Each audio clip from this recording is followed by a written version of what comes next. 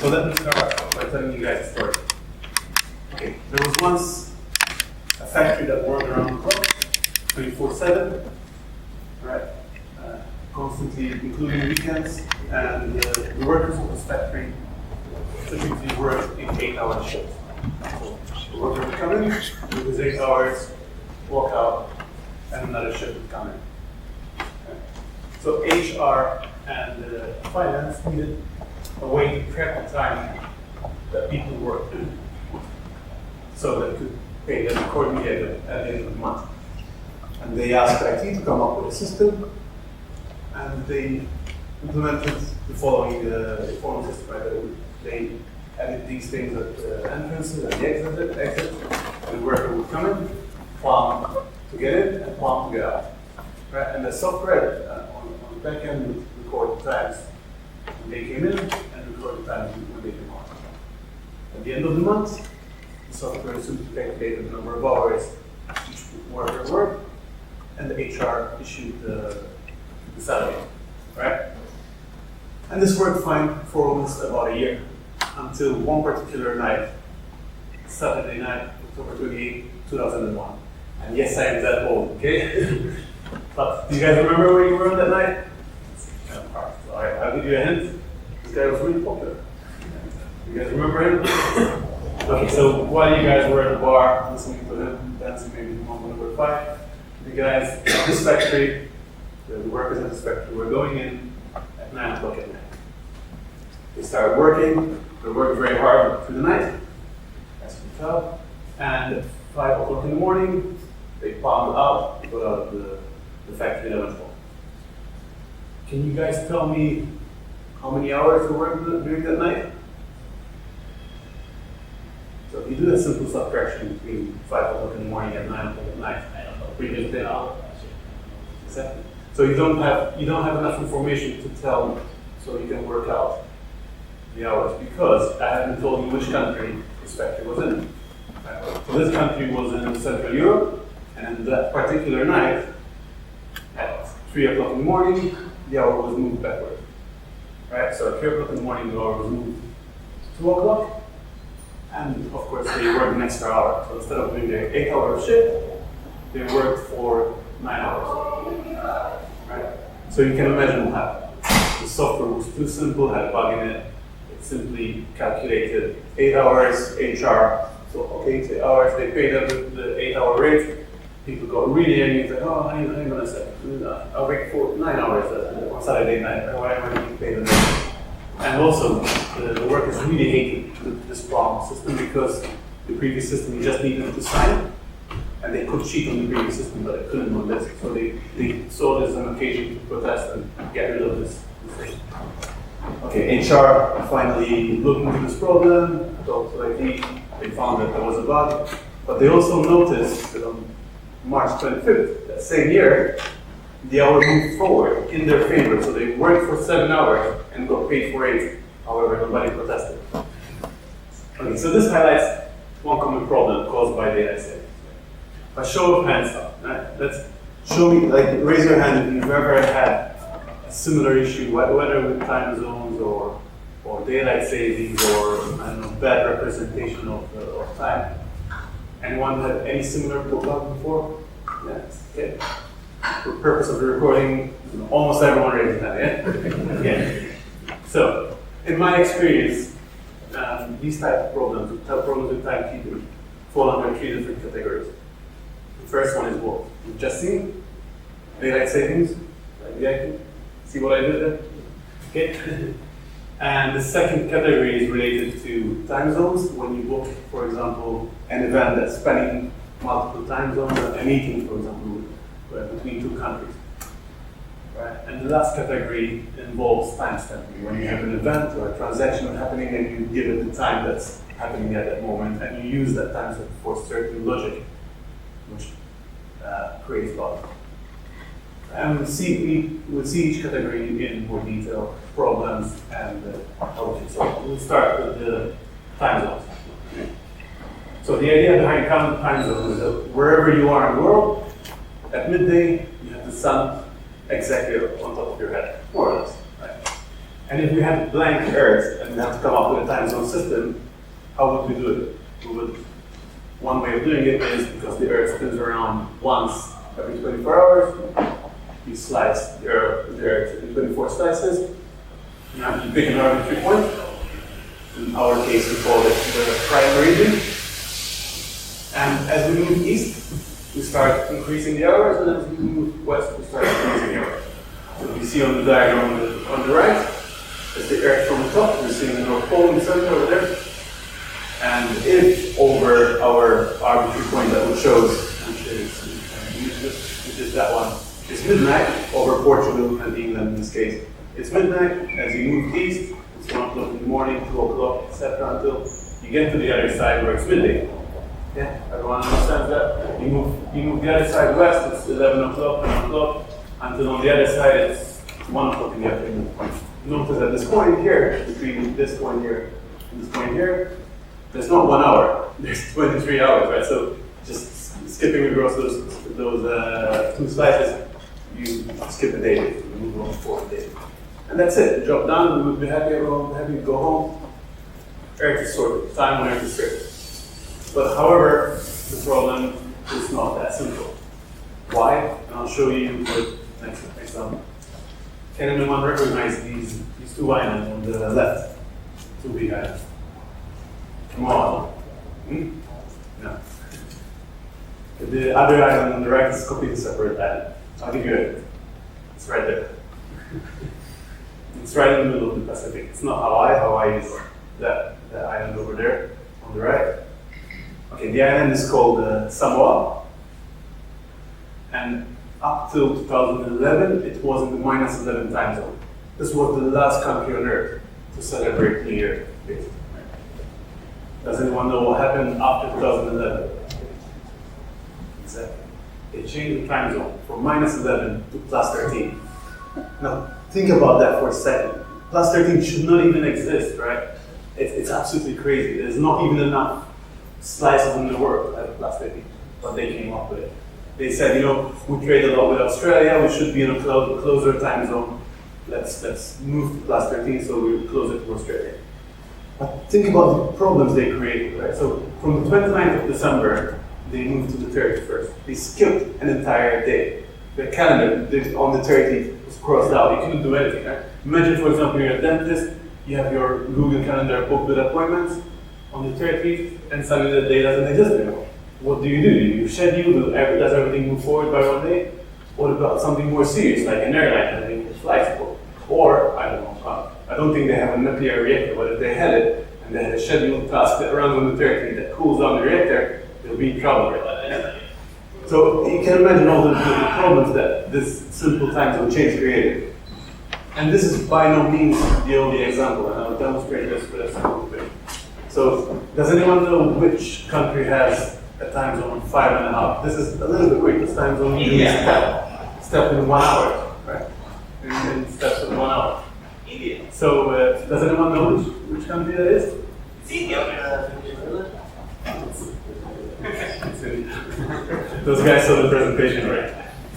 Okay, next question. Does anyone know which country in 2016? So again, very recent.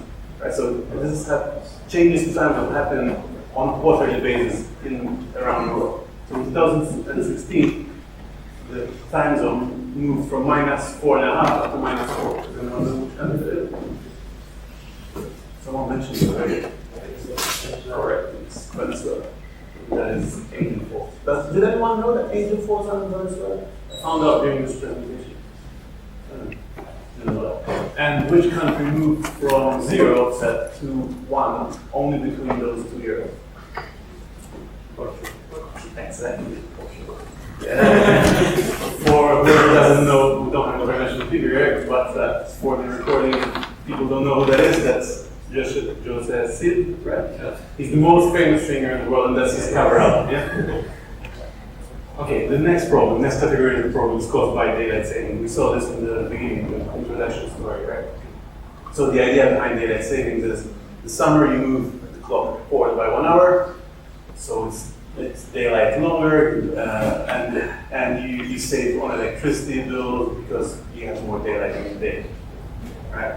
And this started with the Second World War. The Germans thought that if they did that, they would save on electricity, coal, they would still save on fuel, right? And they could focus that resources on killing people, I guess.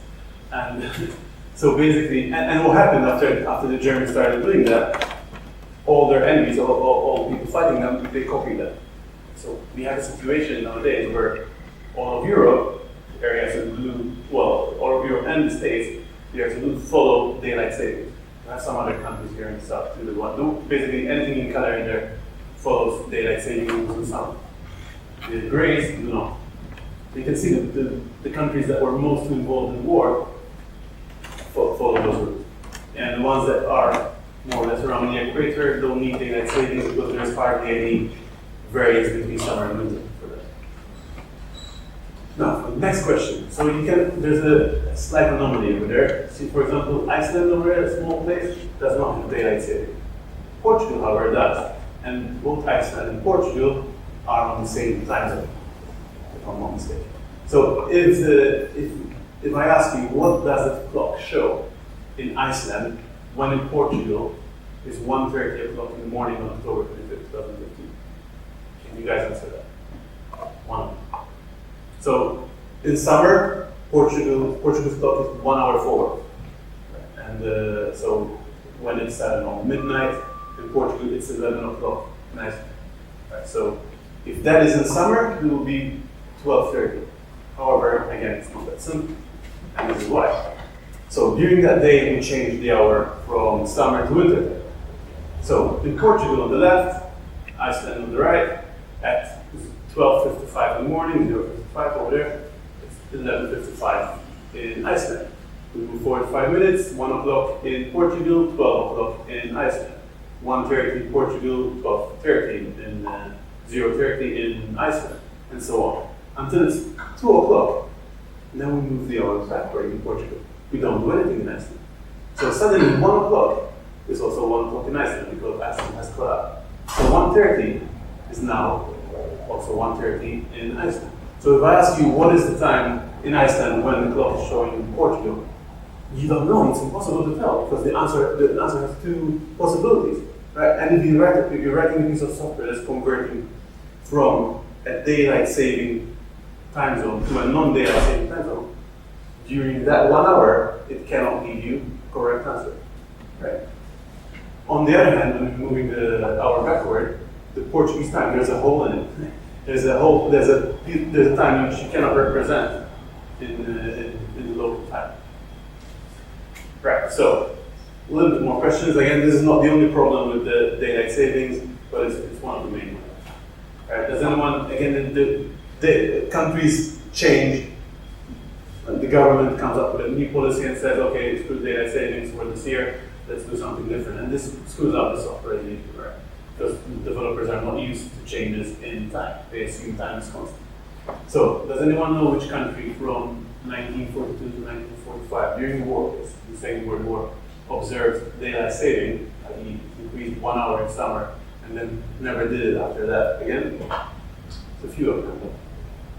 Hawaii is one as an example, and of course it doesn't need daylight saving. There's hardly any variance between summer and winter, that's why they dropped it after that. And the next question is, which country, and as far as I know, this is the only country that did this, ever. But I might be mistaken, but as far as I know, so it is the only one that did this. It moved the hour twice in the summer. So it had two daylight saving days. Right? So it was moved 2 hours forward in the Second World War. And after that, it went back to just one. Can anyone guess this? I bet you didn't know this one. It's Portugal. And that is the second most famous singer in Portugal, correct? No? Yeah. Okay. So yeah, Portugal did this in the Second World War. Okay, the third problem that I was mentioning, the third category of problems, involves time stamp. And I chose this picture because it introduces the subject quite well. So that photograph over there is taken in Canary Wharf in London, and those clocks over there, they have, it's like an art, piece of art, you know. And they have, each face has a different number, so that one has a 5, that one has a 6, and there's 12 of them, right? Each pole has two sides of the clock, one facing one on the other side. But the thing that really intrigues me is that they appear to be perfectly synchronized with each other. And this is what I want to highlight with this picture, that no two clocks, especially computer clocks, server clocks, are perfectly synchronized with each other. There's always going to be usually a few milliseconds back and forth, sometimes less than that. But none of them can be perfectly synchronized. You don't have an atomic clock running on your computer, on your server. Right? And this creates problems. Imagine, for example, you're writing a ledger application where you're recording the transactions you made, the number of buys and sells you did. And if your application is running in a distributed fashion, you have multiple servers and in your clients, you can end up in a situation where you buy something on one server, you set it on another one, but the timestamps are slightly not synchronized. And then when you're listing them and you're sorting them by the timestamp, it will show that you bought something, that you sold something before you bought it. There's ways to minimize this. There's over here a picture of a network clock. You install one of these in your server room. You put a GPS antenna on it. And why does it need GPS? Because on the GPS satellite there's an atomic clock and it can get an accurate time. So it downloads the latest time from a satellite, very accurate. Then the servers in your server room periodically query this network clock and update their local clock. This helps a little bit, helps keep everything on a similar time. However, it creates another problem too, in the sense that, okay, it's exaggerated here, but imagine you have a server that's running these timestamps, right? It's increasing by 1 millisecond, right? And then suddenly your server goes to query for the latest time, there's an adjustment, and it moves backward by a few milliseconds. Well, of course, it's going back in time. So again, your transactions are going to look a little bit weird. Again, there's also the problem of the leap setting. So you cannot just rely on time moving always forward. The Earth is slowing down a little bit, whereas our atomic clocks are more precise than the rotation of the Earth. So every now and again, the scientists, the gurus, add an extra second to our time, just to keep it in line with the day and night of the Earth. And they add it to all the clocks, and your computer clock will also synchronize to it. So your application reading the time will have a pause sometimes of 1 second or a slowdown of 1 second, which again creates similar problems with timestamp. Okay, so we saw the three categories of problems: daylight saving, time zones, and timestamping. We saw that both time zones and daylight saving are not trivial. Time zones have the daylight saving is a one-way conversion, and they change, right? There's historical and future changes to that. The countries decide to change their time zone and their daylight saving. With timestamping, we saw that synchronizing the clocks on servers is really hard, and it's never perfect. And there's a problem of the leap setting. So now we're going to look at some tools that we have to help us solve some of these problems. Right.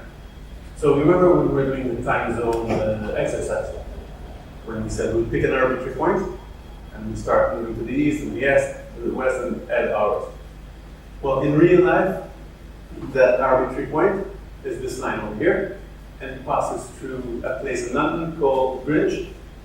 It's a borough of London, and on top of that, and on top of a hill on Greenwich, there's this place. It's called the Royal Observatory. I don't know if you guys ever went there. It's a museum nowadays, right? But what's so special about this place? It used to one of its main functions, I don't know, 100 years ago or even before that, used to be to keep the accurate time. They used to observe stars day and night and keep accurate time. And that ball over there, you see, on top of the building, at 12:55, we used to go up to the top of that pole, and at 1 o'clock exactly, it used to drop. And all the boats, all the ships that were in the river, they used to synchronize their clock to it. Why did they do this? The ships at the time, and we're talking, I think, 1700 over here, the ships at the time needed to have accurate time so they could navigate around the world using stars, using celestial navigation, to it was very important for them to have accurate time. And the clocks at the point in time used to lose or gain seconds quite easily. So every now and again, they had to synchronize that. And this practice and the fact that the UK grew to be the biggest naval and shipping country at the time in the world gave rise to the standard time, which we nowadays know as GMT, Greenwich Mean Time. Right? So at that time, during the time, if you asked any captain of these ships, wherever they were in the world, what is your time, they would give you their standard time that was showing on the ship. Right? So the GMT was a standard time that was recognized all over the world. So this practice kept on going until 1970, when a group of scientists were kind of angry that, or kind of pissed off that, that the Brits had the monopoly on the standard time and said, you know what, let's rename it and call it UTC, which is the Universal Coordinated Time. There are some differences between GMT and UTC, but for all practical purposes that you guys want to use it, they're the same. If you go check the time between GMT and UTC, they're exactly the same. There's zero difference for practical purposes. So the other tool that we have as developers is the timezone database. It's maintained by the Internet Assigned Numbers Authority. It's actually maintained by one guy. Of course, there's a lot of contributors, but it's owned by one guy. And they release updates every couple of months. And this is an example of the last update they released. They said 2017, Haiti is going to start observing DST again. Chile moves from -4 to -3. And over here, what you see is a historical update. In 1992 to 1993, Ecuador observed DST. So the updates they release, they're not just future updates, they're also historical past updates. This is what the database looks like in text-based format, of course, not binary, because you don't really put binary on the slide. And what we have over here is Portugal. As you can see, there's historical data, and it's divided into two sections. The first section on the top is daylight saving data. You can see here that in 1945, Portugal moved first 1 hour, then another hour, then back 1 hour, and then 0. This is what I was talking before, that Portugal moved 2 hours forward. And the second part deals with time zone. It's saying over here that Lisbon, which is the time zone Portugal is in, until between 92 and 96, it was +1. And after that, it went back to 0. This was the time zone change. They moved +1 between 92 and 96. Yeah, and these two are tied together. Over here, it says that the rules for daylight savings is this rule. After that, it moved to Western Europe, EU, I don't know what these slide. They wouldn't fit. Okay, and you can download this for practically any language that you want. If you just download it from the source, I think it's C or C++.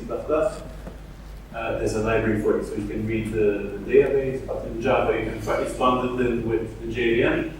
That's the file where it's located. And if you need to update, there's some recent changes that you can just run that command and it updates, or you can just download the latest JVM and it comes down with the data. Okay, so now we've seen a couple of tools to address this issue. How do we go about solving it? So before we try to think of ways to solve those problems, let's look at other industries. Let's see other industries had similar problems and they solved it. So what you see over here are 3 industries that more or less suffer from the same problem we do when we're developing a distributed application. Railways and trains need to have synchronized time. They need to have the same time between them, otherwise they're going to collide with each other. If one of them is saying, no, I'm going to pass over this track at 12 o'clock, if the other one is quoting a different time zone, then that crashing. We already saw that the ships in the past needed accurate time to be able to navigate the stars. And aviation also needs a standard time. It needs to have accurate time, because otherwise they're going to arrive at the airport when it's closed, it's going to collide together. Right? So it's the same problems that we have, but on an industry-wide, in a different industry. So it turns out that this problem has been there before and it's been solved already. Right? And this is the way aviation solves it, and actually this is the way all other industries solve it. So what you see over there is a weather report sent to a pilot. You tell me that doesn't look right. the weather report I see. There's no sun, no clouds on it. But this part over here, for example, tells the pilot that the clouds are scattered at 35,000 feet. Right? It's built in a way that the pilot can just read it quickly and get an idea of the weather. But the bit that's really interesting is the bit in red over there. It's showing the time when this report was issued. It's the 5th of the month at 14:50 Zulu Z. Zulu is equivalent to UTC. It's another way of saying UTC. This over here shows that in aviation, everything uses UTC. And when I say everything, I'm doing it. Opening, closing time of runways, weather reports, when they're talking on the radio, everyone assumes you're talking UTC. When you're giving position reports, departure and arrival time, everything is in UTC in aviation. And that's the way they solve it. If everyone is on the same page, there is no confusion, there is no problem. Right, so we should adopt the same practice. If we just use everywhere the same standard time, that solves 99% of our problems. You should use UTC if you're storing timestamps in the database, if you're manipulating it, if you want to add, I don't know, a couple of hours to the current time, get the UTC time and add. If you comparing two time zones, it's very important that you use standard time. Otherwise, it's meaningless in comparison, because this is different time zones. You're capturing the input, converting to UTC, you're communicating to service, use standard time. If you scheduling something, your nuclear reactor on December 30th at 3 o'clock in the morning needs to cool off. If you use UTC, it doesn't matter if the local time has changed, if they decided to skip a day. UTC will not skip a day, right? So the cooling will still happen. The second rule that we can adopt is that we cannot expect our users to follow UTC, right?